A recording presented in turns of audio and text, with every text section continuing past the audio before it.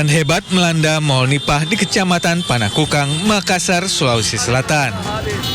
Banyaknya bahan mudah terbakar membuat api kian membesar di sisi luar lantai 3-4 gedung.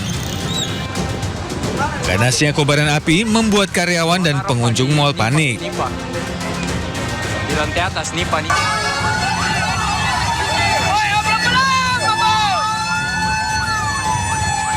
Petugas pemadam kebakaran mengerahkan puluhan unit damkar untuk memadamkan api. Dalam waktu 20 menit, petugas berhasil menjinakkan si jago merah. Kebakaran diduga akibat korsleting listrik pada lampu neon di lantai 3 dan 4 yang ada di sisi kiri gedung. Terbakar ada dua tempat di lantai 3 dan di lantai 4. Itu ada ruangan penampungan barang ya. Bukan Hero itu bang, yang terbakar? Ya, lantai 3. Lantai 4 itu wahana permainan itu kan. Dugaan penyebab sementara ini korslet ya. Ada korslet lampu.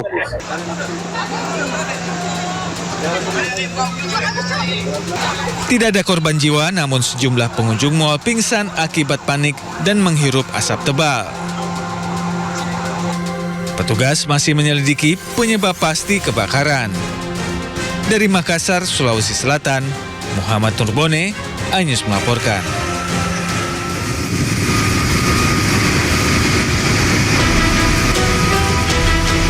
Kobaran api dan asap tebal membumbung tinggi dari sebuah gudang paket pengiriman online yang terbakar di kawasan pergudangan Kosambi, Kecamatan Kosambi, Kabupaten Tangerang, Banten, Minggu siang. Banyaknya bahan material yang mudah terbakar, seperti kardus dan plastik, membuat api semakin membesar hingga merembet ke gudang suku cadang motor dan gudang plastik yang ada di sebelahnya. Sejumlah karyawan yang sedang bekerja sempat panik berlarian menyelamatkan diri lantaran khawatir api semakin membesar. Untuk asal api itu informasi dari karyawan dari online shop yang ada di belakang itu dari korsleting listrik. Tidak ada korban jiwa maupun luka dalam peristiwa kebakaran ini. Kasus kebakaran kini diselidiki Polsek Teluk Naga. Dari Kabupaten Tangerang, Banten, Aimarani, iNews melaporkan.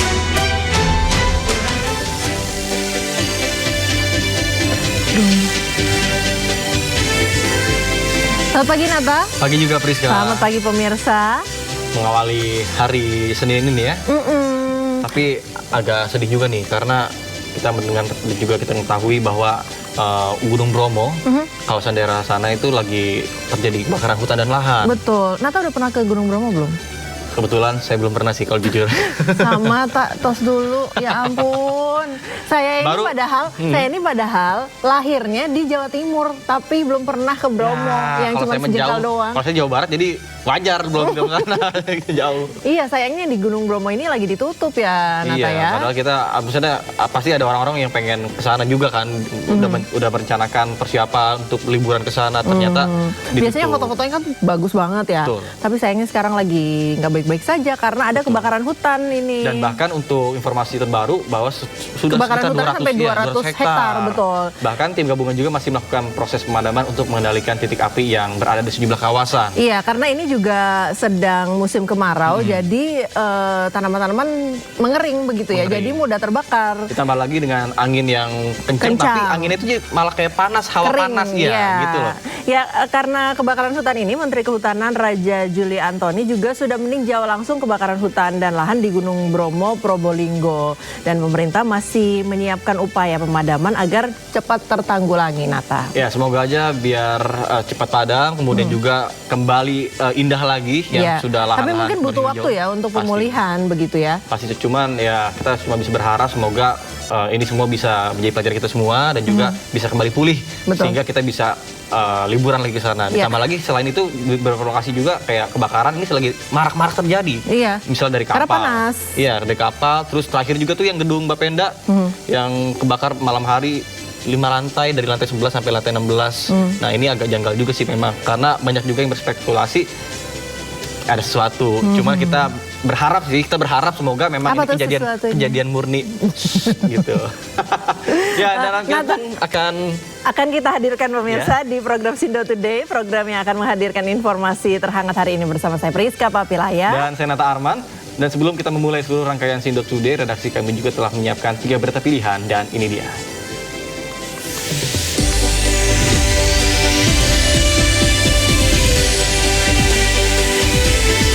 Balapan mobil drag race di kota Mobagu, Sulawesi Utara tiba-tiba menjadi peristiwa maut. 7 penonton tewas tertabrak.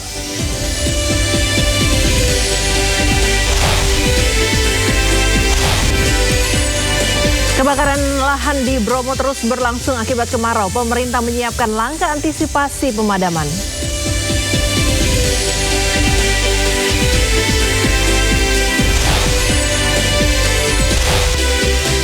Kegagalan timnas Indonesia menembus babak semifinal ASEAN Hyundai Cup 2026 menjadi rapor merah bagi PSSI.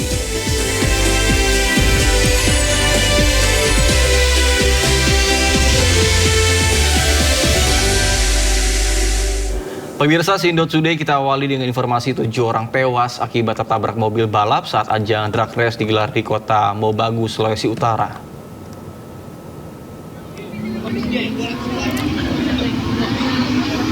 Kejadian ini berawal saat mobil balap yang melaju di Jalan AP Mokoginta, Kota Mobagu, Sulawesi Utara melewati garis finish. Di area pengereman, mobil slip keluar dari lintasan dan menabrak kerumunan penonton. Akibat tidak adanya pelindung antara jalur balap dan area penonton, 7 orang tewas dan 9 mengalami luka berat. Para korban luka saat ini dirawat di RSUD Kota Mobagu dan Rumah Sakit Monompia. Ajang drag race ini digelar Tidar dan Muda Caraka.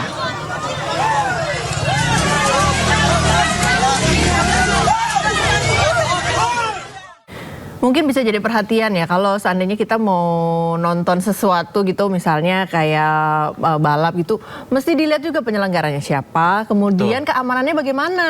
Iya. Apalagi cuma dikasih batasan cuma garis tali rafia doang, itu kan memang nggak banget gitu. Kalaupun Batas memang tali rafia terus kena mobil jus. Ya. itu pun di jalan raya. Hilang lah Maksudnya itu kalau tali misalnya rafia. memang agenda-agenda balap resmi seperti itu, ya harusnya di sirkuit. Betul. Yang terus penonton juga dibikin kayak apa namanya tuh, kayak panggung buat nonton khusus. Iya. Jadi Kalau seandainya kenapa-napa di arena balap itu nggak sampai naik ke arah penonton ya. Kayak misalnya NASCAR yang di Amerika itu kan ada pembatasnya. Jadi kalau misalnya sekalipun mobilnya keluar lintasan, itu ketabrak barriernya dulu. Iya. Jadi penontonnya masih aman. Ini barriernya tali rafia. Aduh, gimana ya? Aduh, pokoknya semoga ini bisa menjadi perhatian dan juga evaluasi ke depannya. Mungkin perhatian dan evaluasi untuk panitia juga, untuk Betul. penyelenggara. Kalau seandainya ada menyelenggarakan ajang nonton bareng race begini, harus diperhatikan betul keamanannya. Kalau sudah 7 yang meninggal seperti ini, mau bilang apa? Iya. Semoga aja para korban diberikan kesembuhan secepatnya dan juga korban meninggal dunia diterima amal ibadahnya di sisinya. Amin. Pemirsa, kebakaran hutan dan lahan di kawasan Gunung Bromo di Kabupaten Probolinggo semakin meluas. Ya, untuk sementara seluruh pintu masuk wisata Taman Nasional Bromo Tengger Semeru ditutup demi keselamatan pengunjung. Mundur. Kebakaran di kawasan Bromo semakin meluas hingga ke jalur lingkar Kaldera Tengger dan mengarah Bukit Watangan, Desa Ngadisari, Kecamatan Sukapura, Probolinggo. Awas ya. Pas. Kini luas lahan yang terdampak dari kebakaran mencapai 500 hektar. Angin kencang dan vegetasi mengering membuat api terus membesar dan berkobar hingga membuat petugas kesulitan memadamkan api. Ratusan tim penjinak api dari TNBTS, TNI Polri, BPBD, serta relawan masih terus berupaya memadamkan api. Sedangkan untuk medan ekstrim yang sulit dijangkau melalui darat, petugas mengerahkan 3 helikopter waterbombing dan drone air. Kebakaran di Gunung Bromo yang terus meluas membuat Wakil Gubernur Jawa Timur, Emil Dardak, langsung mengecek lokasi. Emil menggelar rapat koordinasi yang tidak hanya membahas soal kebakaran, namun juga mitigasi menghadapi bencana kekeringan. Fokusnya bertambah setelah kita fokusnya adalah di Pudak Lembu, Puncak B29, ternyata di penanjakan juga ada titik api. Lokasinya di luar dari perimeter awal ini. Nah, ini yang segera kita lakukan 2 langkah, darat maupun udara. serangan udaranya adalah helikopter waterbombing. 3 ini akan melakukan kombinasi penanganan di sini dan juga di penanjakan. Dan serangan daratnya ini ada tim dari Pemprov, dari BPBD, dari TNBTS ya. Ini melakukan dan juga dari Kodim dan dari Polres ini melakukan upaya di lapangan. Saat ini seluruh pintu masuk wisata Taman Nasional Bromo Tengger Semeru resmi ditutup demi keselamatan pengunjung. Tim Liputan iNews melaporkan. Pemirsa, kebakaran hutan dan lahan di kawasan Gunung Bromo, Jawa Timur telah membakar sekitar 200 hektar lahan. Tim gabungan masih melakukan pemadaman untuk mengendalikan titik api yang berada di sejumlah kawasan. Mundur.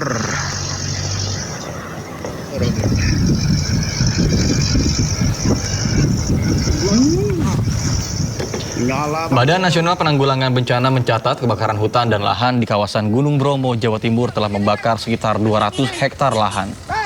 Kebakaran yang berlangsung sejak Senin 3 Agustus lalu meliputi kawasan Gunung Bromo, Watu Gede di Kabupaten Probolinggo, dan kawasan Taman Nasional Bromo Tengger Semeru Jantur di Kabupaten Malang. Penanganan karhutlah dilakukan melalui operasi darat dan udara. Untuk operasi darat, petugas menggunakan truk pemadam metode manual, gepiok, dan sprayer. Sementara itu helikopter dikerahkan untuk mempercepat penanganan di area yang sulit dijangkau melalui jalur darat.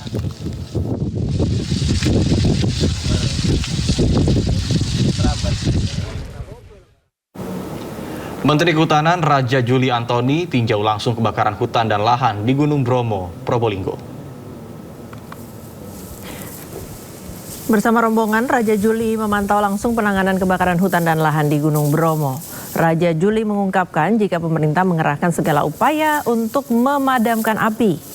Masyarakat diimbau agar tidak bermain api di kawasan hutan dan lahan, mengingat cuaca panas dan kekeringan bisa menimbulkan kebakaran.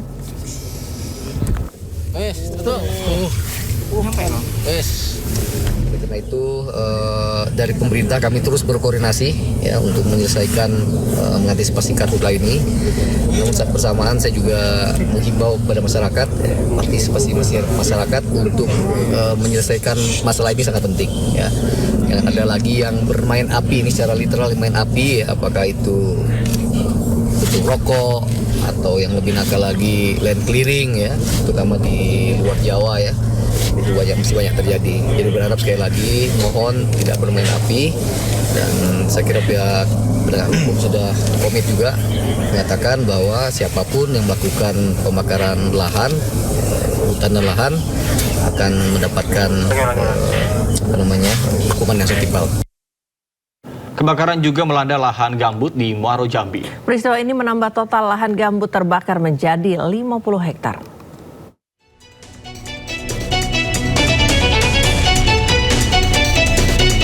Kebakaran lahan gambut melanda Kecamatan Sungai Gelam, Kabupaten Muaro Jambi, Jambi. Melalui pantauan udara, kepulan asap tebal masih terlihat. Kobaran api terus meluas dan sulit dipadamkan oleh petugas gabungan yang tergabung dalam Satgas Karhutla Jambi. Api yang terus menyala menambah jumlah kebakaran lahan gambut yang terjadi di sejumlah lahan. Petugas gabungan dari BPBD, TNI Polri, dan masyarakat peduli api terus berjibaku melakukan pemadaman di lokasi lahan gambut terbakar. Saat ini total kebakaran lahan gambut yang terbakar sejak beberapa hari telah mencapai 50 hektar lebih, dan polisi tengah melakukan penyelidikan atas kebakaran lahan gambut ini. Sementara itu, pihak kepolisian Polda Jambi melalui Direktorat Kriminal Khusus akan melakukan penyelidikan terbakarnya lahan gambut dan akan memasang garis polisi di lahan yang terbakar. Kendalanya yang pertama hari ini adalah air, yang kedua anginnya kencang. Lahan perorangan atau? Kalau ini ada kelompok, ada perorangan. Baru kita lakukan penyelidikan berkaitan asal mula api, pemilik lahan, itu yang akan kita lakukan. Untuk tindak lanjutnya ada rencana penyegelan? Ya, nanti penyidik mau memasang ini polis lain sama pelang dalam pengawasan dalam penyidikan. Ya. Kepolisian Polda Jambi menghimbau masyarakat agar tidak membuka lahan dengan cara membakar lahan saat musim kemarau. Dan jika terbukti membakar lahan akan terancam hukuman pidana. Dari Kota Jambi, Adrianus Susandra, iNews melaporkan. Pemirsa, kebakaran hutan dan lahan melanda 2 gunung di Pulau Jawa. Di Jawa Barat, api membakar 4 hektar lahan Kawah Wadon Gunung Gede Pangrango. Sementara di Jawa Timur, 6 hektar lahan Gunung Watangan terbakar. Astagfirullahaladzim, kurupa-rupa jalan mata Kebakaran lahan di atas Gunung Gede Pangrango menghanguskan 4 hektar lahan. Kobaran api membakar lahan di area alun-alun Barat Surya Kencana pada Jumat sore. Api bisa dipadamkan oleh sejumlah petugas dan relawan yang berada di lokasi kejadian. Meskipun telah berhasil dipadamkan, namun hingga Sabtu siang petugas gabungan TNI Polri, BPBD, Rescue, relawan, dan lainnya masih disiagakan untuk melakukan pemantauan di lokasi kejadian. Akibat peristiwa ini, 1 hektar lahan di area alun-alun Barat Surya Kencana terbakar dan 4 hektar di area Kawah Wadon terbakar. Dan sampai sekarang kami hari ini di Sabtu siang tetap memantau pelaksanaan kegiatan di lapangan, dan secara visual kami menyampaikan bahwa sampai dengan saat ini alhamdulillah untuk titik api sudah tidak terdeteksi dari hasil pengamatan melalui drone tadi pagi sampai dengan sekarang. Diduga kebakaran akibat faktor cuaca panas dan sangat minimnya curah hujan membuat rerumputan mengering. Berdasarkan surat edaran yang telah dikeluarkan Balai Besar Taman Nasional Gunung Gede Pangrango, ditutup sementara waktu untuk jalur pendakian, mulai dari tanggal 7 Agustus hingga 11 Agustus 2026. Sementara itu, kobaran api membara di kawasan hutan Gunung Watangan, Desa Loh Jejer, Kecamatan Wuluhan, Jember. Api terlihat menjalar dan membakar vegetasi di kawasan hutan. Sebanyak 6 hektar lahan terbakar dalam peristiwa ini. Petugas perhutani BKPH Wuluhan bersama BPBD, TNI, polisi, relawan, dan masyarakat langsung bergerak menuju lokasi. Namun medan terjal membuat mobil pemadam kebakaran tidak memungkinkan untuk naik ke atas gunung. Banyaknya titik api yang tersebar di kawasan hutan membuat proses pemadaman tidak mudah. Petugas harus bergerak dari satu titik ke titik lainnya untuk mencegah api kembali membesar. Setelah berjibaku selama kurang lebih 5 jam, petugas akhirnya berhasil memadamkan api. Tidak ada korban jiwa dalam peristiwa ini.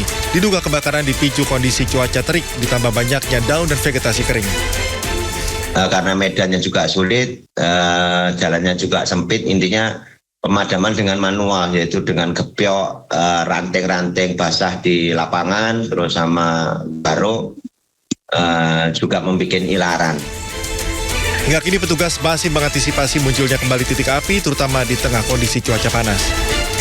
Dari Cianjur, Jawa Barat, dan Jember, Jawa Timur, tim liputan iNews melaporkan.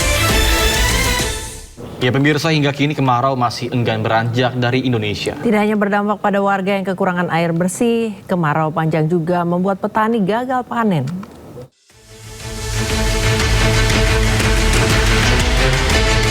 Hampir setiap hari warga desa Duku Bangsa, Kabupaten Tegal, Jawa Tengah berjalan kaki menyusuri ladang. Sejak musim kemarau melanda, warga terpaksa berjalan jauh demi mendapatkan air bersih. Sumber mata air yang mereka tuju hanya menyisakan kubangan air keruh berwarna kecoklatan. Tidak ada pilihan lain, warga tetap memanfaatkan air itu untuk dikonsumsi dan juga mencuci. Diambil air di sini ya buat mandi, buat nyuci, buat semuanya, Pak. Tapi buat minum nggak di sini kan? Enggak. Oh, terus jadi kan harapannya gimana, Bu? Ya harapannya kepenginnya ya ada air, ya ada air lah, ada yang mengantar, ya saya syukur. Di Kabupaten Cirebon, Jawa Barat, 4 bulan lamanya warga kesulitan air bersih. Kemarau tidak hanya membuat sumber air mengering, tetapi juga merusak tanaman padi. Embung seluas 4,5 hektar yang menampung 70.000 kubik hujan tidak menyisakan air hingga membuat tanah kering. Akibatnya puluhan hektar lahan pertanian yang sudah setengah perjalanan tanam terancam mati. Agar tetap bertahan, petani memompa air sejauh 1 hingga 2 km dari irigasi agar sawah mereka tetap mendapatkan air. Dari Tegal dan Cirebon, Yunibarto Iskandar, iNews melaporkan. Pemirsa, gudang tempat penyimpanan barang bekas di sebuah sekolahan di Penjaringan, Jakarta Utara terbakar. Lokasi sekolah yang berdekatan dengan permukiman membuat warga panik menyelamatkan barang-barang berharga.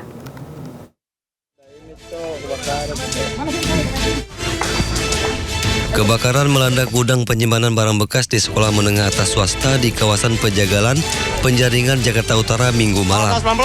Cepatnya api membesar membuat warga di sekitar lokasi panik dan berusaha memanjat tembok sekolah untuk memadamkan api dengan alat seadanya. Api padam 1 jam kemudian setelah petugas mengerahkan 14 unit damkar dan 65 personil ke lokasi. Tidak ada korban jiwa dalam peristiwa ini. Diduga kebakaran akibat korsleting listrik. Dari Jakarta, Rizky Falupi, iNews melaporkan. Pemirsa, si jago merah mengamuk di komplek pasar Jagong Jeget, Aceh Tengah Aceh. Kencangnya tiupan angin dan bangunan yang didominasi material kayu dengan cepat merambat dan menghanguskan 96 ruko serta kios.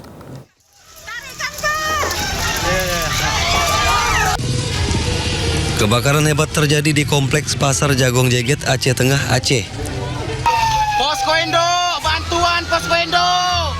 Angin kencang dan bangunan yang terbuat dari kayu membuat api kian membesar dan merembet dari satu bangunan ke bangunan lain. Petugas mengerahkan sejumlah unit damkar ke lokasi. 1, 2, 3 sisi apinya, Pak. Warga dan pedagang panik berusaha menyelamatkan barang berharga. Api padam setelah menghanguskan 96 ruko dan kios. Akibat kebakaran ini sejumlah orang terluka dan dirawat di Rumah Sakit Umum Datu Beru Takengon. Salah seorang korban mengaku mengalami luka bakar lantaran berusaha menyelamatkan seorang balita yang terjebak kebakaran. Pulang tadi baru kerasa pegal-pegal sakit. Itu kenapa tuh? Ketimpa itu tadi Pak, apa namanya, roti. Petugas BNPB setempat telah mendirikan posko darurat bagi korban kebakaran. Penyebab pasti kebakaran masih dalam penyelidikan pihak berwenang. Dari Kabupaten Aceh Tengah, Aceh, Yusradi, iNews melaporkan. Pemirsa, kebakaran mobil saat mengisi BBM terjadi di SPBU Kota Bogor dan Rawalumbu, Bekasi, Jawa Barat. Diduga kebakaran terjadi karena hubungan pendek arus listrik.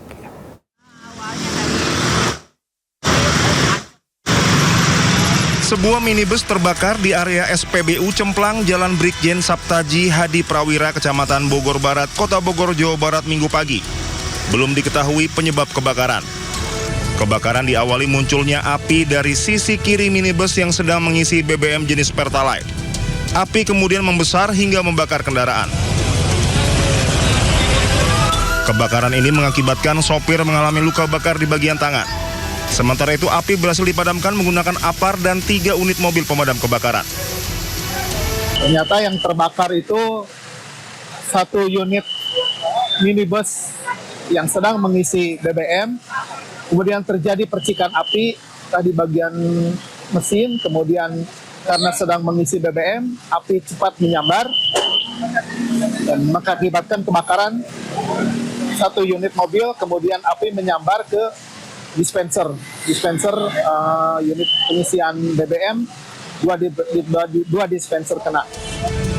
Udah telepon damkar. Nanti dikonfirmasi kalau ke sini. Sementara sebuah minibus ludes terbakar usai mengisi angin di area SPBU Sepanjang Jaya, Rawalumbu, Kota Bekasi, Jawa Barat pada Minggu siang. 3 penumpang yang berada di dalamnya selamat setelah berhasil keluar dari minibus. Diduga kebakaran disebabkan hubungan pendek arus listrik dari mesin minibus. Kobaran api dapat dipadamkan 1 jam kemudian setelah 3 mobil dinas pemadam dan kebakaran Kota Bekasi diterjunkan ke lokasi. Polisi telah meminta keterangan saksi dan pemilik mobil. Kasus ini dalam penanganan petugas Polsek Rawalumbu dan Polres Metro Bekasi Kota. Dari Bogor dan Bekasi, Jawa Barat, Rahmat Hidayat, Andi Firmansyah, iNews melaporkan.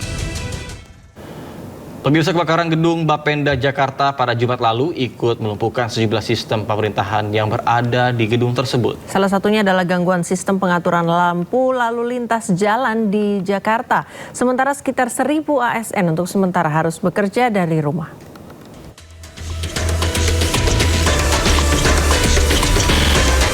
Kebakaran gedung Bapenda di Gambir, Jakarta Pusat meluluh lantakan sebagian besar bangunan gedung, terutama di lantai 11 hingga 16. Sebanyak 1.000 ASN yang bekerja di gedung tersebut dialihkan untuk bekerja dari rumah. Gubernur DKI Jakarta Pramono Anung menyatakan kebakaran gedung Bapenda mengakibatkan terganggunya sistem pengaturan lampu lalu lintas di sejumlah ruas jalan. Hal itu terjadi karena sistem pengaturan otomatis yang berada di gedung Bapenda ikut terganggu akibat kebakaran. Meski demikian, Pramono memastikan data pajak warga Jakarta aman karena sudah terdigitalisasi. Sehingga dengan demikian untuk hal yang berkaitan dengan kepentingan atau keperluan penarikan pajak dan sebagainya oleh Bapenda tidak terganggu. Yang memang akan sedikit terganggu dalam beberapa hari ke depan ini adalah hal yang berkaitan dengan pengaturan di Dinas Perhubungan, terutama di perempatan yang menggunakan traffic lights. Gedung Bapenda DKI Jakarta yang memiliki 16 lantai terbakar Jumat lalu. Kebakaran melanda lantai 11 hingga 16. Seorang warga dievakuasi saat kebakaran dan dilarikan ke rumah sakit.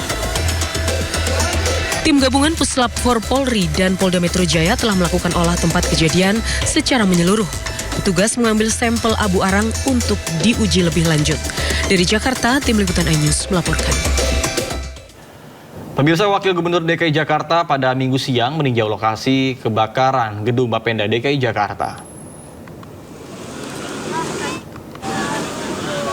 Bersama Kepala Dinas Penanggulangan Kebakaran dan Penyelamatan atau Gulkarmat DKI Jakarta Bayu Megantara, Wagub Rano melihat langsung kondisi pasca kebakaran yang melanda gedung Bapenda DKI Jakarta. Wagub Rano juga menyebut ASN Bapenda DKI Jakarta akan bekerja di suku dinas wilayah selama masa perbaikan bangunan. Pemprov DKI juga telah menemukan gedung pengganti untuk menampung pegawai Bapenda DKI Jakarta lainnya. Sementara terkait mekanisme penyelidikan penyebab kebakaran, Pemprov DKI menyerahkan sepenuhnya kepada kepolisian. Alhamdulillah sudah ditemukan gedung untuk dipindahkan beberapa PT. Cuman di sini ya untuk operasional yang lain ya untuk sementara stop dulu, gitu loh. Ada olah TKP lanjutan yang akan dilakukan? Oh, ini kan udah masuk, polisi udah masuk, makanya kita di luar aja, kita ikutin mekanismenya. Kondisinya separah apa Pak kalau boleh tahu? Sebetulnya kalau kondisi dalam kita tunggu aja, ya kita tunggu tunggu polisi aja. Ya. Cuman ya tentu kita harus lebih waspada. Ini dialihin kerja kemana Pak? Udah ada tempat, udah ada tempat. Ada kendala pas olah TKP nggak Pak? Nggak ada masalah.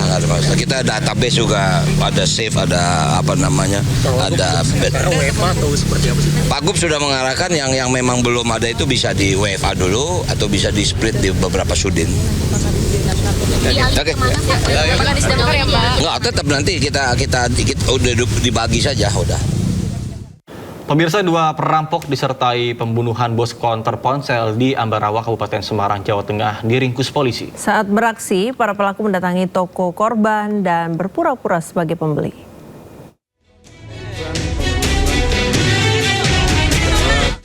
Hilangnya bos konter handphone Chandra Waskito di Ambarawa akhirnya terungkap. Setelah jasad korban ditemukan di dalam mobilnya di Desa Trisari, Gubuk Grobogan. Aparat Reskrim Polres Semarang langsung bergerak cepat mengejar kedua pelaku.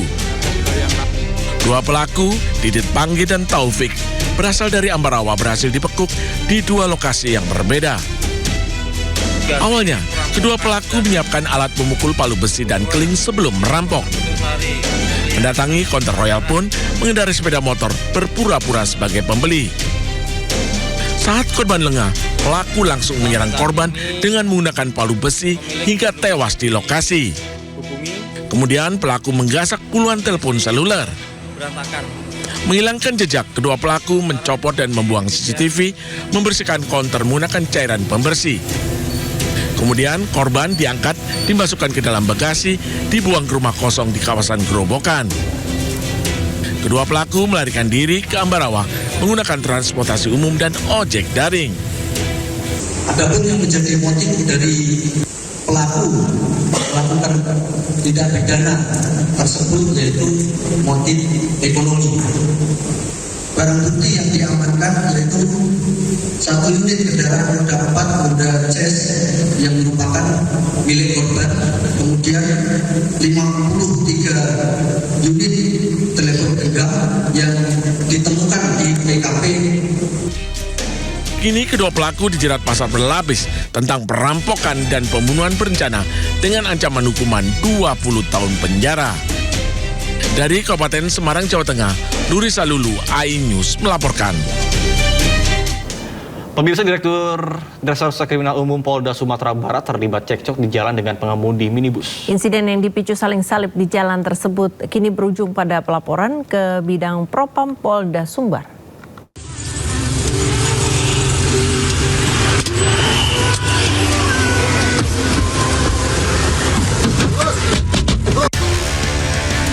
Sebuah mobil berplat nomor dinas kepolisian tampak mengadang laju sebuah minibus. Sejumlah orang dari mobil dinas tersebut kemudian turun hingga terjadi keributan dan cekcok. Cekcok berujung pemukulan hingga pengemudi minibus alami luka memar di mata kiri. Pengemudi minibus menyatakan peristiwa itu terjadi saat dirinya sedang dalam perjalanan menuju Bandara Internasional Minangkabau. Tak terima atas kejadian yang dialaminya, korban melaporkan kasus itu ke bidang Propam Polda Sumatera Barat. Awalnya Billy mau menyelip mobil Bapak Kombes ini bang. Jadi pas Billy nyelip, Billy udah klakson duluan kan bang. Terus udah Billy hidupin sen kiri. Jadi pas setelah Billy nyelip, udah duluan mobil Billy kan bang. Terus dia drivernya itu mau nyelip juga bang. Jadi pas mau nyelip tuh ternyata drivernya ini kaget bang. Terus tiba-tiba Billy berhentiin. Tiba-tiba langsung ngeroyok berempat orang. Pihak Polda Sumatera Barat membenarkan adanya insiden tersebut dan internal Propam masih melakukan pemeriksaan mendalam. Ada salah satu mobil berplat merah ini menyalip dari sebelah kiri, kemudian membahayakan kepada mobil yang dikendarai oleh salah satu personil Polda Sumbar. Tapi namun informasi ini tentu seperti yang disampaikan diperintahkan Pak Kapolda tadi akan didalami, akan dilakukan ditindaklanjuti oleh Kabid Propam Polda Sumbar seperti apa kejadian sebenarnya. Peristiwa ini berlanjut ke proses pemeriksaan. Polda Sumatera Barat menyatakan hasilnya akan menentukan ada atau tidaknya pelanggaran dalam insiden tersebut. Dari Padang, Sumatera Barat, Budi Sunandar, iNews melaporkan.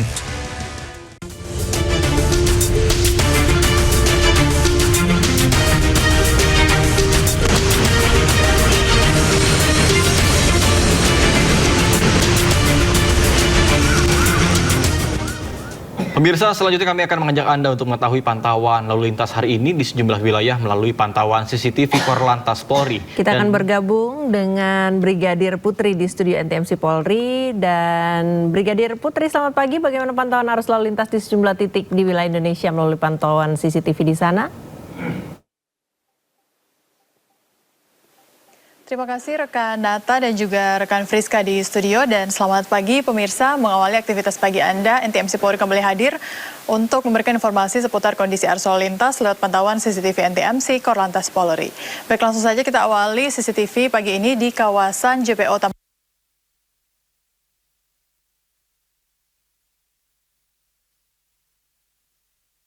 arah Grogol melalui jalur arteri terpantau cukup ramai, cenderung tersendat imbas dari terus meningkatnya jumlah volume kendaraan di jam berangkat perkantoran pagi hari ini.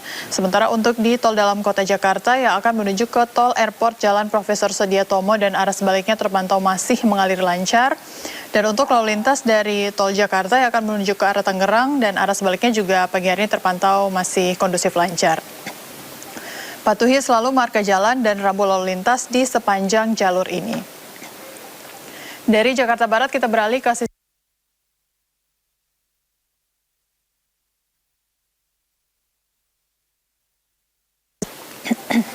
lalu lintas dari arah Pancoran yang akan menuju ke arah Semanggi terpantau masih normal lancar. Begitupun arah sebaliknya juga terpantau masih mengalir lancar. Terlihat kecepatan kendaraan juga ditempuh dalam batas normal, berkisar kurang lebih 40-50 km per jamnya.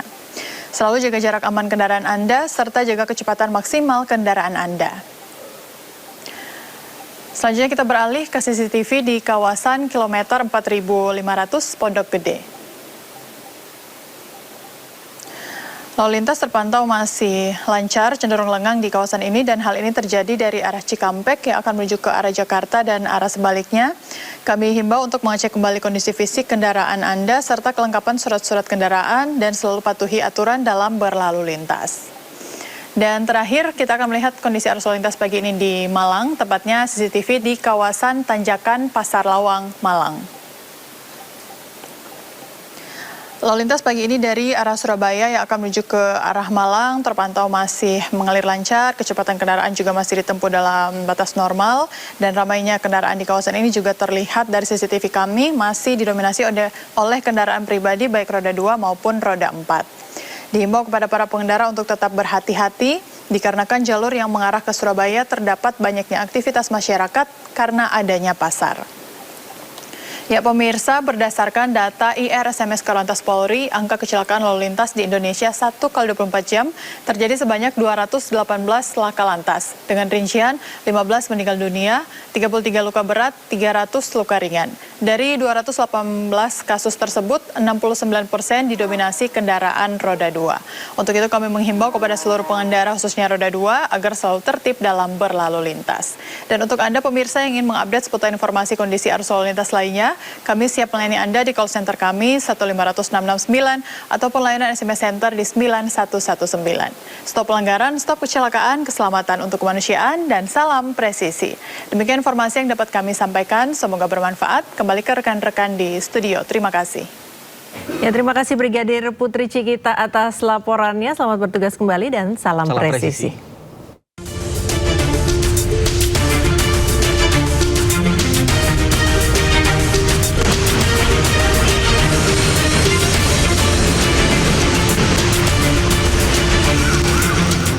Terima kasih Anda masih bersama kami di Sindot Today bersama Senata Arman dan Priska Papilaya. Pemirsa, panik usai terlibat kecelakaan, satu unit mobil minibus jadi sasaran amukan warga di Jalan Raya dan Mogot, Cengkareng, Jakarta Barat. Akibat perusakan seluruh bagian bodi kendaraan dan kaca mobil rusak parah.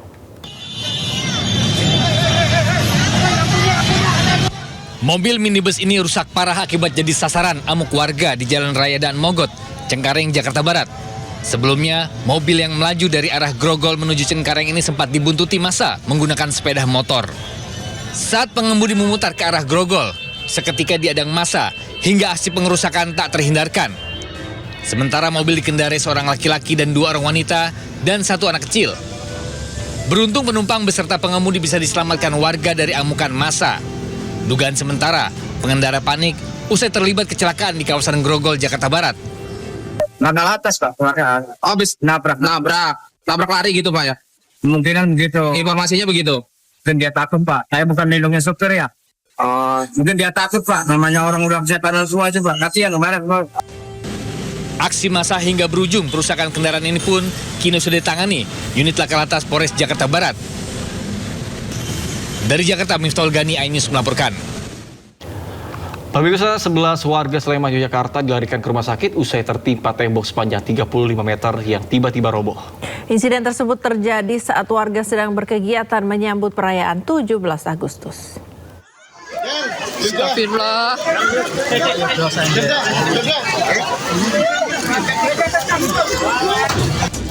Detik-detik menegangkan terjadi saat ratusan warga Perumnas Mino Martani, Kecamatan Ngaglu, Kabupaten Sleman, Yogyakarta, mengikuti kegiatan Jalan Sehat dan Senam Pagi menyambut hari ulang tahun ke-81 kemerdekaan Republik Indonesia pada hari Minggu. Tanpa diduga, tembok pagar SD Mito Martani sepanjang 35 meter dengan tinggi 2 meter tiba-tiba roboh dan menimpa warga yang sedang duduk beristirahat di sisi utara lapangan. Akibatnya 11 warga yang seluruhnya merupakan warga RT 9 RW 2 menjadi korban dan harus dilarikan ke rumah sakit terdekat. Meski tak ada yang mengalami luka serius, namun rata-rata korban mengalami luka ringan sehingga perlu mendapatkan observasi dan perawatan medis. Nah, setelah senam itu sebagian ada yang duduk-duduk istirahat. Terus sudah diingatkan dari panitia, sudah mengingatkan bahwa ini temboknya sudah berbahaya. Nah, belum sampai selesai kan tembok roboh gitu ya Pak ya. Ya, tembok roboh. Nah ini istilahnya musibah, kita nggak tahu karena yang namanya musibah kan kita juga nggak tahu. Sebelumnya panitia sudah mengingatkan agar tidak berada di dekat tembok pagar, mengingat kondisinya sudah rapuh. Peristiwa ini menjadi perhatian warga terutama terhadap kondisi bangunan dan pagar yang sudah berusia puluhan tahun. Dari Sleman, Yogyakarta, Heru Cokro, iNews melaporkan. Pemirsa, polisi mendalami kasus penembakan pada Festival Budaya Lembah Baliem di Kabupaten Jayawijaya, Papua Pegunungan yang melukai 2 orang. Sejumlah barang bukti disita polisi dari tempat kejadian. Satgas Operasi Damai Kartens 2026 menduga 2 anggota kelompok kriminal bersenjata atau KKB, pimpinan Eganus Kogoya, terlibat dalam penembakan di Festival Budaya Lembah Baliem yang melukai 2 orang. Berdasarkan hasil olah TKP, petugas mengamankan sejumlah barang bukti dan juga keterangan saksi yang mengarah kepada pelaku. Di antaranya adalah 8 selongsong peluru. Polisi juga terus mengembangkan fakta dan mengejar terduga pelaku yang terlibat. Polisi menghimbau agar masyarakat tetap tenang dan tidak menyebarkan informasi yang belum terverifikasi kebenarannya.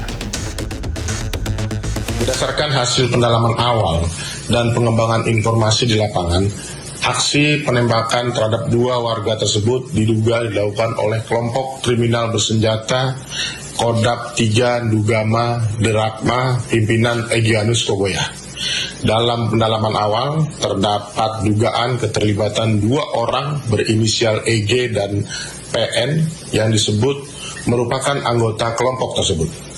Namun informasi mengenai keterlibatan EG dan PM masih harus kita dalami dalam proses penyelidikan. Penyidik masih memastikan identitas, peran, dan keterlibatan masing-masing pihak berdasarkan alat bukti, keterangan saksi, dan petunjuk yang kita peroleh.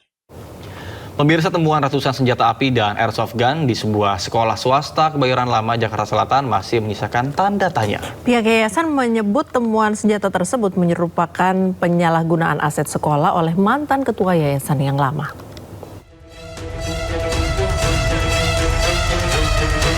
Penampakan ruangan di lingkungan sekolah swasta ini menjadi sorotan setelah polisi menemukan 995 pucuk senjata api dan airsoft gun. Senjata-senjata tersebut tersimpan di ruangan yang digunakan mantan ketua pengurus lama. Salah satu senjata yang ditemukan adalah Francis Pass 15 kaliber 12 gauge, di mana hasil penelusuran polisi menunjukkan senjata itu terdaftar atas nama seorang pria berinisial DS, direktur di PT Lokta Karya Perbakin. Dalam konferensi pers, tim penasihat hukum Yayasan Harapan Ibu menyatakan temuan senjata ini merupakan bentuk penyalahgunaan fasilitas sekolah untuk kepentingan pribadi oleh mantan ketua yayasan. Namun fakta hari ini sudah menunjukkan bahwa ada penyalahgunaan yayasan yang dilakukan oleh IWD yang potensial itu hanyalah untuk kepentingan pribadi dan kepentingan keluarganya.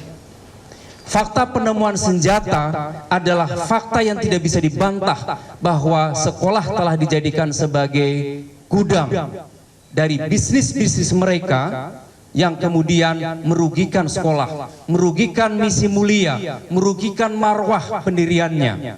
Sehingga patut kami juga ikut bersedih ketika pendiri hadir hari ini menyampaikan kesedihannya dan kami ikut turut prihatin atas fakta tersebut. Di sisi lain, melalui kuasa hukumnya, IWD membantah tuduhan tersebut. Ia mengklaim ratusan senjata yang disimpan merupakan milik perusahaan PT Lokta Karya Perbakin dan memiliki izin resmi sejak tahun 2008. Tim Liputan iNews melaporkan. Sementara itu, pemirsa, Polda Metro Jaya pastikan ratusan senjata yang ditemukan di salah satu gedung sekolah swasta di Jakarta Selatan merupakan jenis senapan angin dan hanya satu yang diduga jenis senjata api. Selain itu, pemilik dari senjata api ini ternyata sudah meninggal dunia. Kepala Bidang Hubungan Masyarakat Polda Metro Jaya, Kombes Pol Budi Hermanto, memastikan tidak ada peredaran ratusan senjata api yang sebelumnya diberitakan di media massa maupun di media sosial. Dari 996 temuan senjata di sekolah tersebut, hanya satu pucuk yang diduga merupakan senjata api jenis Frenchy kaliber 12 mm. Sementara sisanya merupakan senapan angin hasil impor barang dari luar negeri. Adapun pemilik senjata api berinisial DS telah meninggal dunia. Ada 14 butir. Saat pendalaman, satu pucuk diduga senjata api. Ini setelah didalami kepemilikan atas nama saudara DS. Dari hasil pendalaman, Direktorat Intelkam Subdit Wasenda menemukan bahwa saudara DS sudah meninggal dunia. Pemirsa, Gubernur DKI Jakarta Pramono Anung menilai temuan hampir 1.000 pucuk senjata narkoba dan juga visi porno di sebuah sekolah swasta di Kebayoran Lama, Jakarta Selatan telah mencoreng dunia pendidikan di tanah air. Pram juga meminta semua pihak yang terlibat agar diproses sesuai dengan ketentuan hukum. Apa yang terjadi di sekolah swasta di Jakarta, di Kebayoran Lama yang ditemukan sangat mengejutkan. Senjata jumlahnya kurang lebih 995, kemudian ada narkoba dan juga ada hal-hal lain. Pertanyaannya apakah itu boleh, atau jawabannya singkat aja, sangat tidak boleh. Dan yayasan ini benar-benar memberikan contoh yang tidak baik, walaupun yang bersangkutan sudah dipecat dari yayasan yang ada. Tetapi mengenai apa yang harus dilakukan, maka karena sudah ditangani aparat penegak hukum dan sudah turun di lapangan dan sudah melihat bukti-bukti yang ada dan sekarang sudah dibawa ke Polda Metro Jaya, maka pemerintah DKI memberikan support sepenuhnya untuk diambil tindakan yang setegas-tegasnya untuk persoalan ini. Karena apapun di dunia pendidikan yang seperti ini tidak boleh terjadi. Pengamat pendidikan Ubaid Matraji menilai lingkungan sekolah seharusnya menjadi tempat paling aman bagi peserta didik serta diperlukan pengawasan sekolah dan dinas pendidikan terkait penemuan ratusan pucuk senjata di sekolah. Menurut saya sekolah harus menjadi tempat yang aman bagi anak-anak ya, dengan ditemukannya senjata di gudang sekolah ini tentu merisaukan kita semua termasuk orang tua dan masyarakat.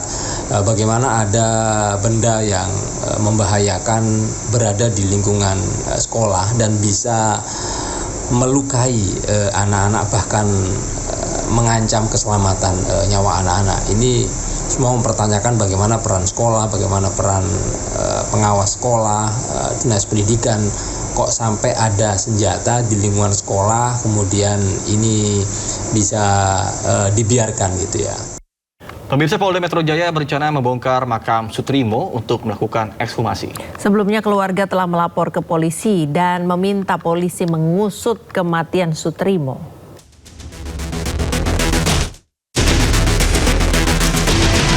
Demi mengungkap kasus kematian Sutrimo, polisi akan segera melakukan ekshumasi terhadap jenazah korban. Polisi menyebut kematian orang dekat Febri Ardiansyah itu dinilai janggal dan dalam kondisi tidak wajar. Kabid Humas Polda Metro Jaya Kombes Pol Budi Hermanto menyebut, untuk mengetahui penyebab kematian Sutrimo maka ekshumasi akan segera dilakukan. Sebelumnya setelah menolak melaporkan kematian Sutrimo, keluarga akhirnya mendatangi Mapolresta Banyumas. Keluarga mendesak polisi mengungkap penyebab kematian kepala rumah tangga di rumah Febri Ardiansyah itu. Laporan juga disampaikan Kongres Pemuda Indonesia KPI. KPI menilai banyak kejanggalan dari kematian Sutrimo, dari lokasi ditemukannya Sutrimo, barang bukti, hingga kondisi jenazah yang disebut mengeluarkan busa dari mulut. Sutrimo yang disebut sebagai kepala rumah tangga Febri Ardiansyah ex-Jampitsus.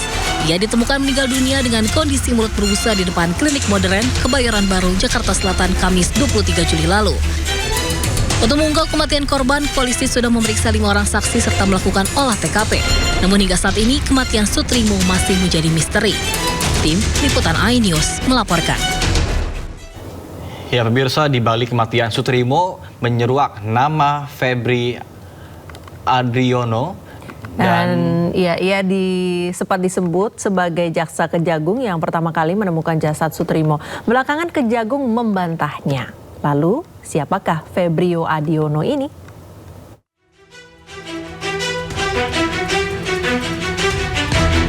Dua pekan berlalu, kematian Sutrimo masih menjadi misteri. Sejumlah nama kemudian muncul dari ex-Jampitsus Febri Ardiansyah dan Febrio Adiono. Bukan tanpa sebab nama Febrio Adiono menyeruak. Ia disebut orang yang mengantar Sutrimo ke Rumah Sakit Muhammadiyah Taman Puring.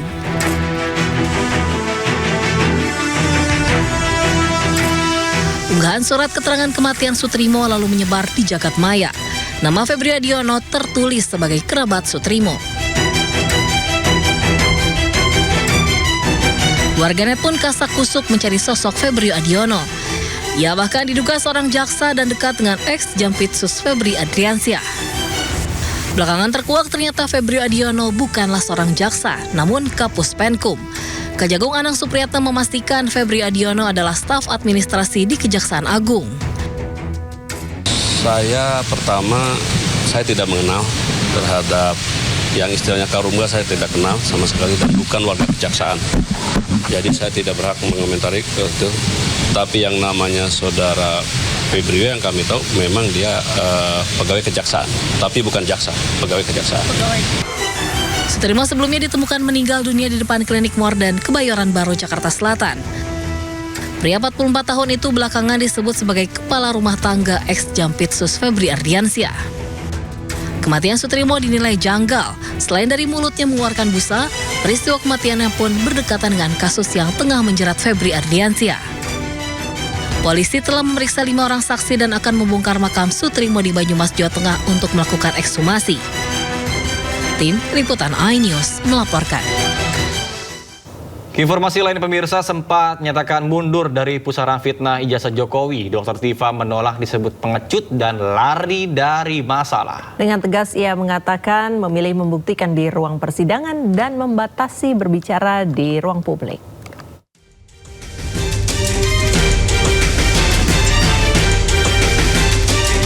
Setelah menyampaikan pernyataan hijrah dan mundur dari pusaran fitnah ijazah Jokowi, tak sedikit yang menilai Dr. Tifa menyerah, bahkan lari dari permasalahan yang tengah dihadapinya.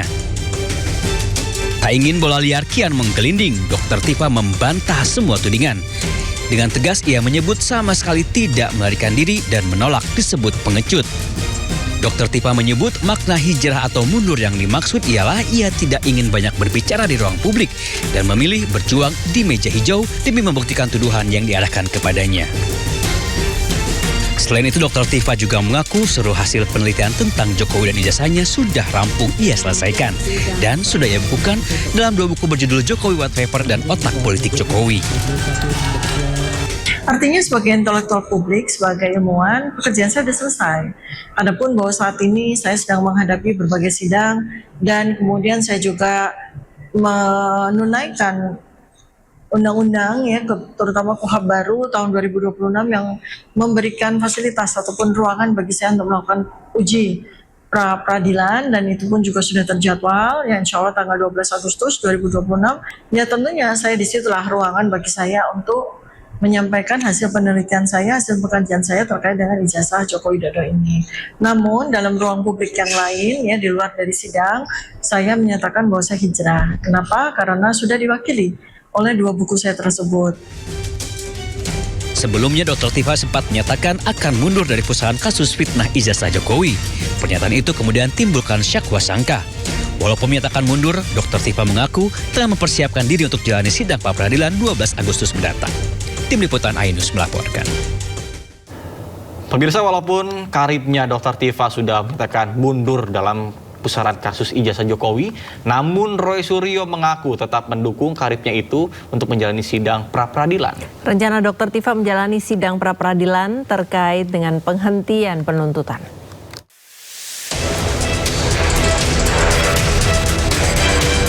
Walaupun karibnya Dr. Tifa sudah umumkan akan mundur atau ia menyebutnya hijrah dari pusaran konflik ijazah Jokowi, Roy Suryo belum memberikan tanggapan. Namun Roy mengaku tetap mendukung Dr. Tifa ikuti jejaknya, yakni ajukan sidang pra-peradilan. Kita minggu depan bisa membersamai pejuang kita di sini juga sidangnya di Pengadilan Negeri Jakarta Selatan, yaitu Dr. Tifausia Tiasuma, yang jangan kepleset ya teman-teman, artikan baik-baik statement Dr. Tifa yang katanya saya tidak lagi terlibat. Enggak, ujungnya perhatikan itu ya. Jadi biarkan Dr. Tifa nanti yang menyampaikan. Dr. Tifa terkait apa? Tentang sebaiknya tanyakan kepada yang bersangkutan ya. Rencananya Dr. Tifa jalani sidang pra-peradilan perdana 13 Agustus mendatang untuk menguji sah atau tidaknya penghentian penuntutan. Sebelumnya, Tifausia Tiasuma atau Dr. Tifa menyatakan ingin berhenti terlibat dalam pusaran kasus ijazah Jokowi. Ia memilih tidak banyak berbicara di publik dan hanya akan berbicara di pengadilan. Dr. Tifa beralasan semua hasil penelitiannya tentang ijazah Jokowi telah rampung dan ia tulis dalam 2 jilid buku. Tim Liputan iNews melaporkan.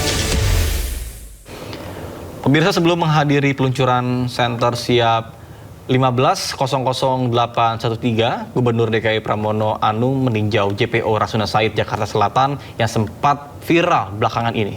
Gubernur Pramono memutuskan untuk membongkar salah satu JPO.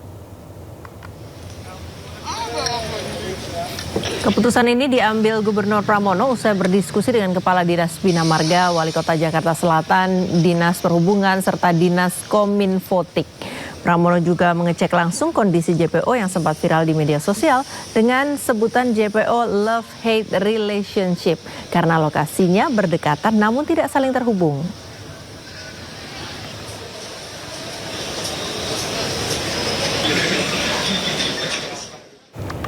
Ya, lantas seperti apa sih JPO Rasuna Said yang sempat viral dengan sebutan Love-Hate Relationship ini? Dan berikut laporan rekan kami, ada Bagus Prasetya bersama dengan juru kamera Irian Syah Wahyudi dari JPO Rasuna Said, Jakarta.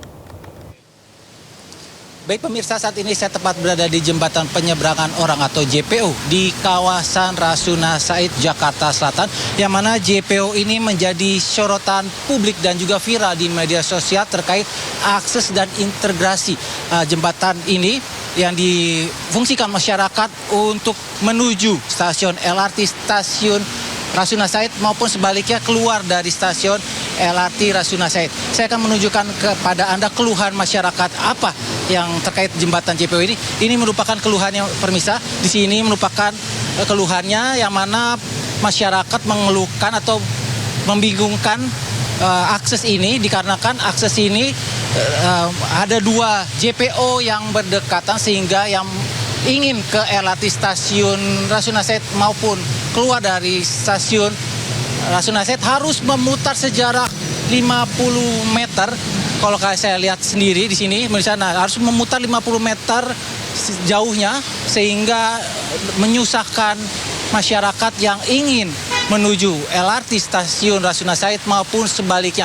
Diketahui juga JPO lama ini merupakan milik dari Pemprov DKI Jakarta dan seberangnya merupakan milik PT KAI Indonesia, yang mana Gubernur DKI Jakarta Pramono Anung meninjau langsung jembatan penyeberangan orang ini dan melihat langsung fungsi dari dua JPO ini, yang mana nantinya Pemprov DKI Jakarta akan membongkar JPO lama yang tempat saya berdiri ini dan hanya menggunakan satu JPO baru dan JPO LRT Rasuna Said itu sendiri, dikarenakan kalau kita melihat sejak saya datang menuju JPO lama yang tempat saya berdiri ini, di mana tidak ada akses untuk penyandang disabilitas untuk menaiki jembatan ini.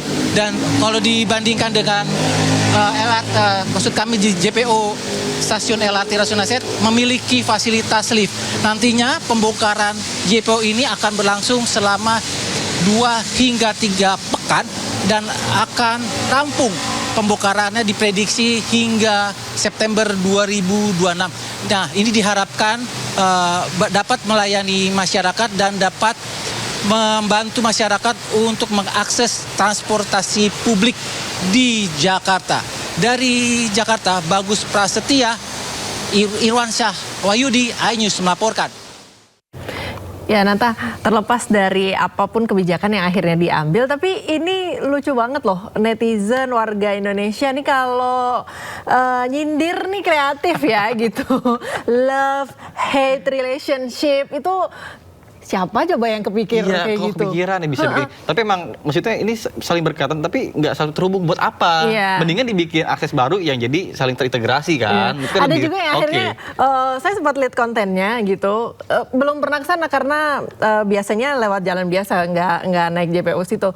Cuman ada kontennya itu sampai gini nih, coba salaman nggak nyampe gitu. Makanya namanya Love Hate FTV gitu ya, FTV. Iya. Cintaku terhalang oleh JPO. JPO. Itu bisa tuh buat FTV itu. Oke, pemirsa, kita ke informasi lainnya. Detik-detik peringatan kemerdekaan Republik Indonesia, anak-anak dari pilihan dari seluruh Indonesia digembleng untuk mengikuti karantina pasukan pengibaran bendera pusaka atau Paskibraka. Ya, rekan kami Arlista Hadi akan mengajak para Purna Paskibraka bernostalgia dengan berkunjung ke tempat latihan Paskibraka 2026 di PPSDM Kemendikdasmen Depok, Jawa Barat. Bunyi derap langkahnya dan teriakan aba-aba dari pasukan baris berbaris yang ada di belakang saya, langsung saya merinding ini. Langsung memori saya ini langsung terlempar di tahun 2003, di mana ini kondisinya adalah sama ketika saya menjadi pasukan pengibar bendera pusaka tahun 2003. Saya akan coba berbincang dengan salah satu Purna Paskibraka yang mengukir tinta emas sejarah, di mana pasukan pengibar bendera pusaka tahun 2024 mengibarkan bendera di IKN. Nah, siapakah Purnanya? Langsung saja, yuk. Jalan! Kita jalan!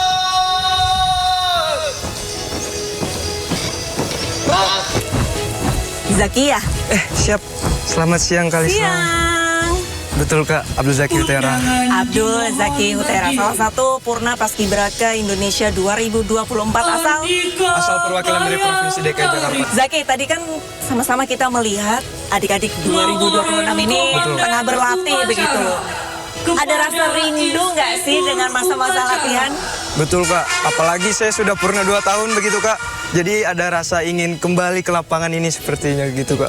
Ada perbedaan nggak kalau misalkan tadi Zaki melihat adik-adik 2026 latihannya di sini dan di IKN? Boleh dong sharing-sharing perbedaannya apa saja sih? Pada saat di IKN podiumnya itu berada di tengah, terus trek pada saat dari DP menuju ke yang pengibaran juga beda. Dan juga formasi yang dipakai pada saat ini juga berbeda tentunya daripada tahun sebelumnya. Tapi kalau misalkan aku mau tarik mundur lagi ke belakang pada saat 2024, Zaki ini posisinya apa? Kebetulan saya posisi pada saat upacara kemerdekaan itu saya mengemban tugas sebagai pembentang penurunan. Nanti berarti pemirsa kita akan menguji Zaki apakah masih ingat bagaimana cara melipat bendera pada saat penurunan.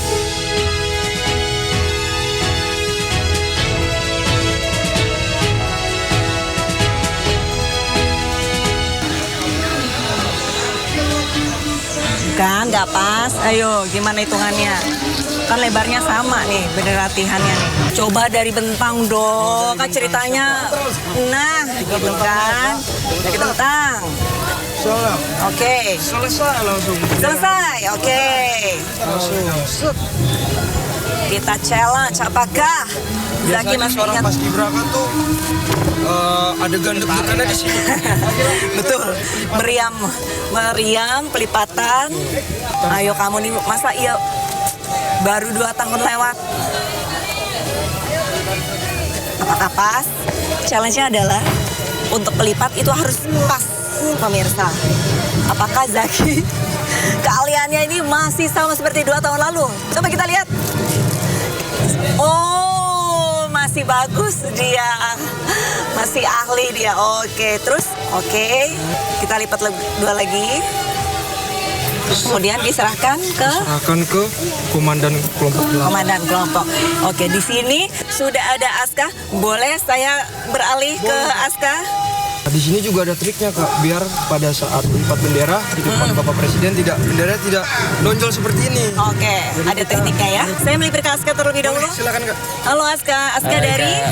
Saya dari Gorontalo. Dari Gorontalo. Aska, boleh dong sharing pengalaman karantina Paskibraka 2026 yang kamu rasakan saat ini bagaimana? Jadi kalau dari hari pertama ya, pas hari pertama sampai di sini yang saya rasakan itu suasananya sangat asing. Asing. Asing. Kenapa? Kayak di sini tuh suasananya berbeda dari tempat saya di Gorontalo. Di sini kan misalnya di sini banyak gedung-gedung tinggi. Terus di sini suasananya kayak di sini dipenuhi dengan orang-orang lain lah yang belum saya kenal. Saya setelah beberapa hari di sini sudah mulai bisa berbaur dengan teman-teman karena kebetulan saya orangnya gampang berbaur, gampang beradaptasi. Jadi nggak butuh waktu lama saya sudah bisa beradaptasi dengan lingkungan sekitar. Oke. Lantas persiapan yang Aska lakukan semasa karantina ini untuk nanti pengibaran bendera merah putih di istana? Jadi selama karantina kita itu pertama kita dikasih materi. Kita menerima materi seputaran Paskibraka dan Pancasila, penanaman jiwa Pancasila. Terus sekarang kita berada di tahap pelatihan di lapangan. Jadi kita berlatih, dibagi formasi, dibagi tim untuk berlatih cara mengibarkan bendera. Begitu, Kak. Satu lagi, Aska boleh dong kasih saran-saran untuk mungkin teman-teman Aska di entah itu di Gorontalo atau di seluruh Indonesia, bagaimana sih caranya supaya bisa terpilih menjadi Paskibraka di tahun-tahun berikutnya nanti? Jadi tips dan saran dari saya adalah tetap berlatih. Yang penting itu konsisten dalam berlatih.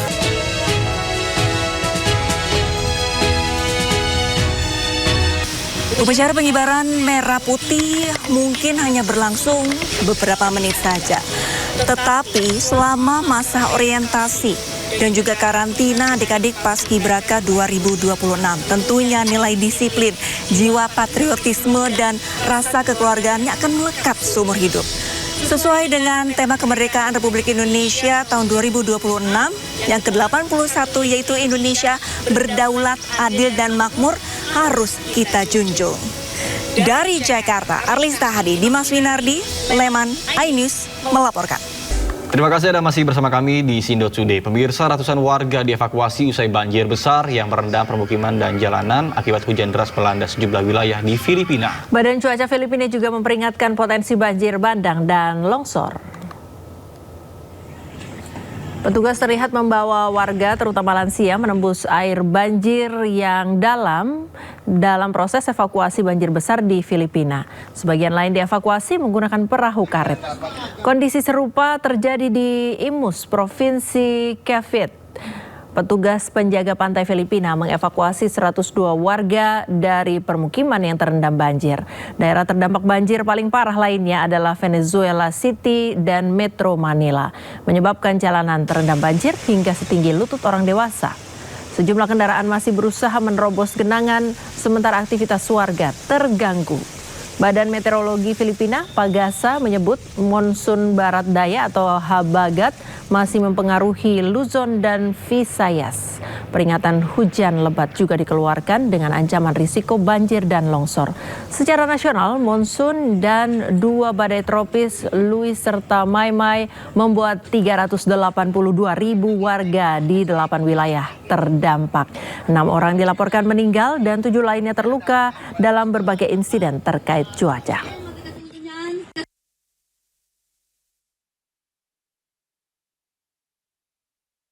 Pemirsa, kebakaran hutan melanda British Columbia, Kanada. Api dengan cepat menyebar di kawasan Okanagan Selatan memaksa lebih dari 20.000 warga mengungsi.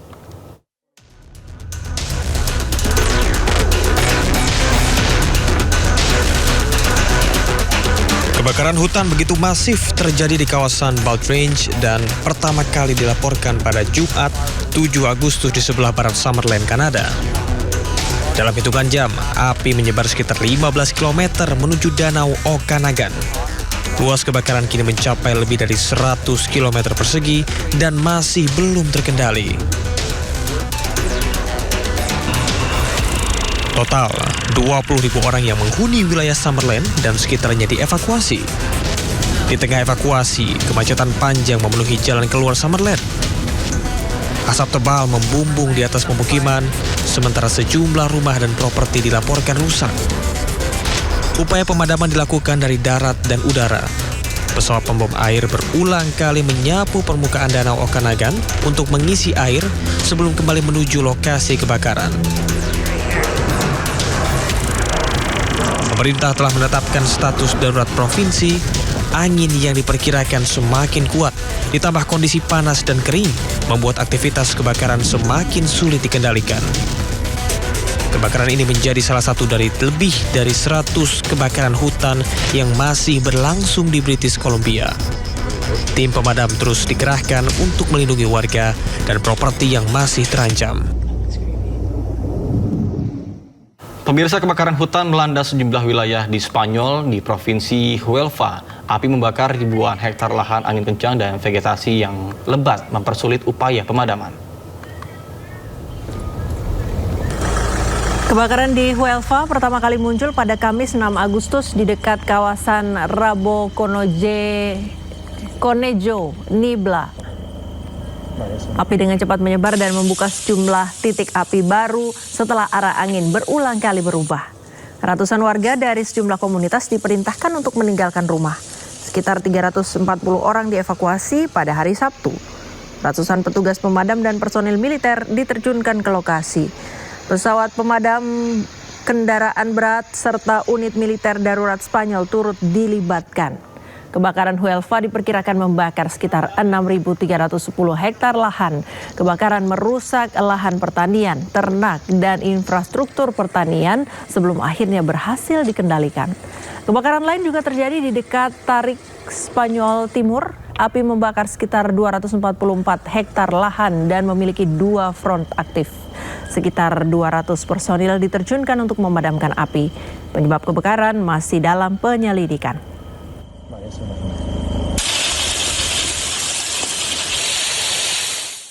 Pemirsa, Perdana Menteri Kosovo Albin Kurti dilempar telur oleh seorang anggota parlemen oposisi. Aksi pelemparan telur ini dilakukan oleh tim Kadrijaj yang berusaha menunda pemungutan suara untuk memilih ketua parlemen. Pria 51 tahun ini bukan baru kali diserang di parlemen. Sebelumnya anggota partainya pernah melempar gas air mata di ruang sidang.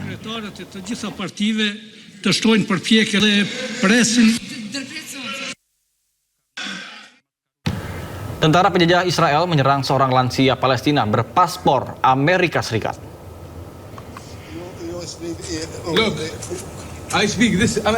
Tanpa rasa iba, pasukan teroris Israel tega menghajar seorang lansia di Ramallah, tepi barat Palestina.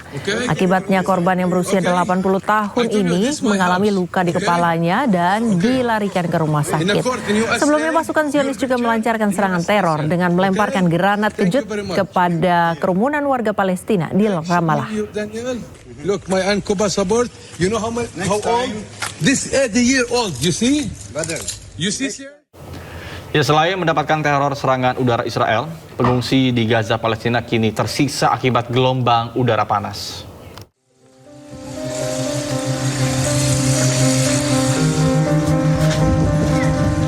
Teriknya musim panas menambah penderitaan para pengungsi di jalur Gaza Palestina.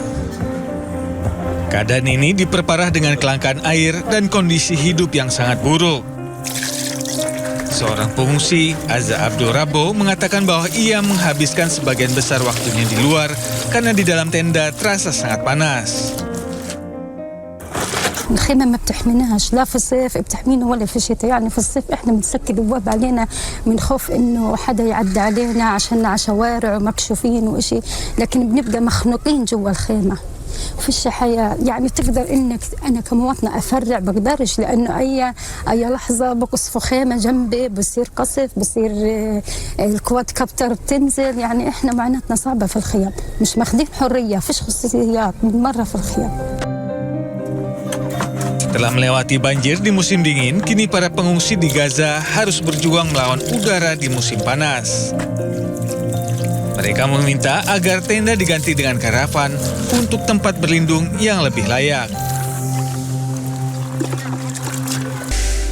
Terima kasih Anda masih bersama kami di Sindo Today. Pemirsa, kegagalan Timnas Indonesia menembus babak semifinal ASEAN Hyundai Cup 2026 menjadi rapor merah bagi PSSI. Kegagalan ini juga menjadi sejarah pertama untuk Indonesia yang gagal lolos ke semifinal secara beruntun setelah sebelumnya pada edisi 2024 skuad Garuda juga terhenti di fase grup.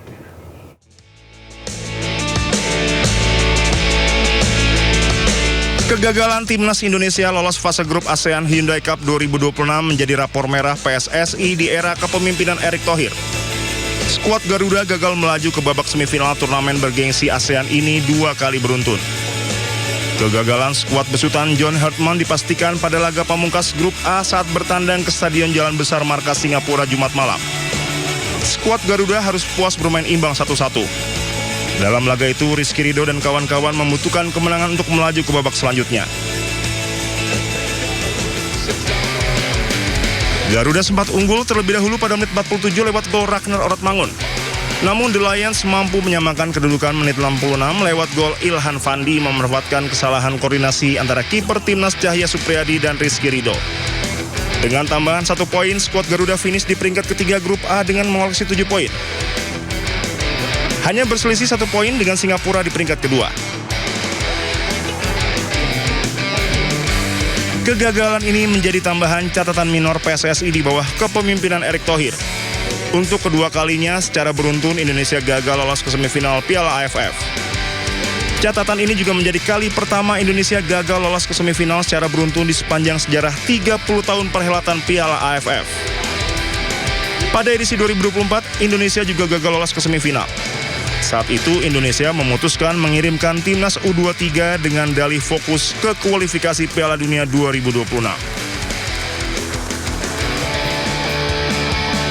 Pada perjalanannya, skuad Garuda juga finish di peringkat 3 klasemen. Bedanya Garuda cuma mengumpulkan 1 kemenangan, 1 hasil imbang, dan 2 kali menelan kekalahan. Kegagalan Indonesia tersebut menjadi salah satu alasan PSSI memecat Sintayong pada Januari 2025 silam. Kini Erick Thohir hampir menyelesaikan 4 tahun masa kepemimpinan di PSSI.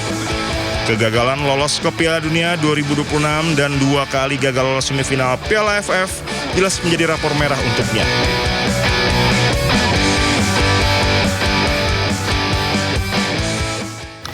Ya, masih soal sepak bola, Priska. Nah, kalau misalnya sempat Priska ke pameran otomotif yang Gias itu, yang kemarin baru ditutup, kita itu bisa tahu ngelihat pialanya itu. Oh, trofi Piala AFF itu? Ya walaupun kita nggak menang sih, tapi seenggaknya kita bisa ngeliat dulu aja gitu. Jadi konsepnya walaupun belum menang gitu, tetap bisa lihat trofinya duluan ya. Iya, tapi semoga aja nanti nextnya bisa menang. Oh, mungkin itu jadi motivasi untuk berikutnya gitu ya. Jadi apa ya namanya evaluasi dari PSSI juga. Jadi jangan ya, maksudnya pemain Indonesia itu yang asli pure Indonesia itu banyak, tapi bagaimana cara mereka itu mentreatmentnya aja sebenarnya. Ya. Jadi percuma bayar mahal-mahal tapi ternyata hasilnya nihil juga kan, buat apa ya kan, buang anggaran. Oke, trofi turnamen sepak bola terbesar se-Asia Tenggara ASEAN Hyundai Cup 2026 ini dipamerkan di pameran otomotif terbesar di Indonesia Gias 2026. Ya, tidak hanya menghadirkan ragam kendaraan berteknologi canggih di Gias, tapi sejumlah spot menarik turut menjadi magnet pengunjung dalam pameran Gias kemarin.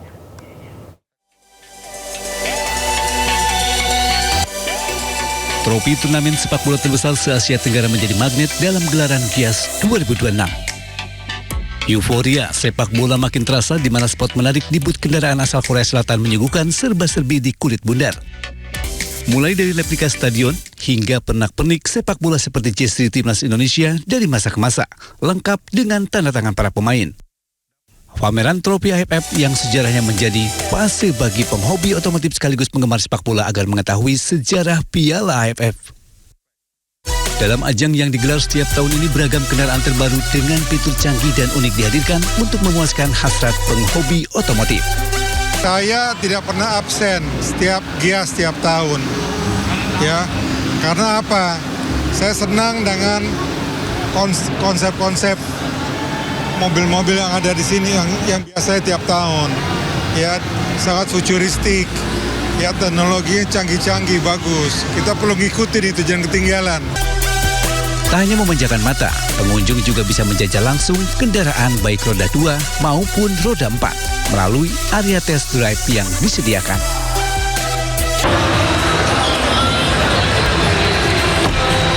Nah pemirsa, memang Gias tahun ini banyak sekali promo menarik. Salah satu daya tariknya juga adalah mobil di belakang saya yang berkolaborasi dengan tokoh kartun favorit anak-anak dan juga orang dewasa. Mobil ini bisa Anda miliki hanya dengan 170 jutaan saja. Jadi bagaimana? Apakah Anda tertarik untuk memilikinya? Dari Kabupaten Tangerang, Kea De La Rosa, Rizky Solehudin, iNews melaporkan. Ya pemirsa, kabar duka menyelimuti Lionel Messi. Sang mega bintang kembali ke kota kelahirannya, Rosario, Argentina. Messi datang untuk mengantar perpisahan terakhir sang ayah Jorge Messi yang meninggal dunia di usia 68 tahun.